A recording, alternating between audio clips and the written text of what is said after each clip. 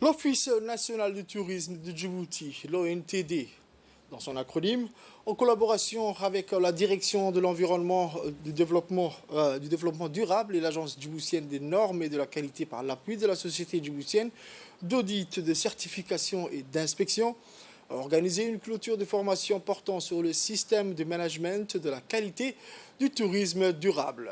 Cette formation du tourisme durable a duré pendant 4 jours au Palais du Peuple.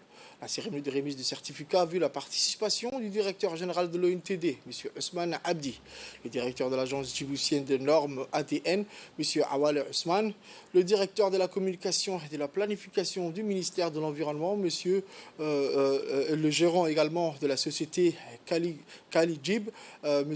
Mohamed Ousmane. L'objectif de cette formation du tourisme durable s'inscrit dans le cadre de renforcement de la capacité de connaissance pour les opérateurs du secteur touristique tels que l'Office national du tourisme, le ministère de l'Environnement et du Développement durable et notamment l'Agence djiboutienne de normes et de la qualité ADN. Moi, un plaisir de me retrouver aujourd'hui avec vous à l'occasion de la clôture de la formation. Je tiens à cette occasion à remercier les directeurs de l'Office national du tourisme. Je tiens également à remercier tous les participants pour l'effort que vous avez consenti pour prendre part à cette formation qui a duré 3 jours, je pense. 4 jours, autant pour moi. Et je ne peux que me réjouir donc, de l'organisation de cette formation par l'Office national du tourisme, avec laquelle le ministère de l'Environnement entretient de rapports de partenariat. Et cette formation s'inscrit aussi dans le cadre d'un partenariat que nous avons donc, avec l'Office national du tourisme pour mettre en œuvre des actions communes qui visent à protéger les aires marines protégées. Le ministère de l'Environnement entreprend de projets pour protéger des ressources marines et côtières. Et nous avons des aires marines protégées comme par exemple Artaplage, Sable Blanc, Raïsali, les îles Moucha, les îles Mascali. Donc ce sont des sites touristiques qui sont convoités. Cette formation, en fait, bien cette coordination est une façon de montrer comment l'agence pourrait fonctionner et en mettant en place des normes dans différentes activités sectorielles.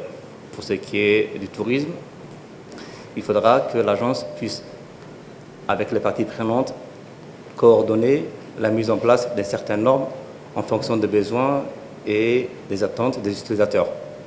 Mais avant de passer à cela, il faudrait préalablement former les personnes qui devront encadrer ces différents types de normes et qui devront mettre en place avec les différentes parties prenantes quels standards Djibouti, le tourisme djiboutien en précaution et qui devra tenir en compte de l'aspect environnemental et du développement économique devra être exigé.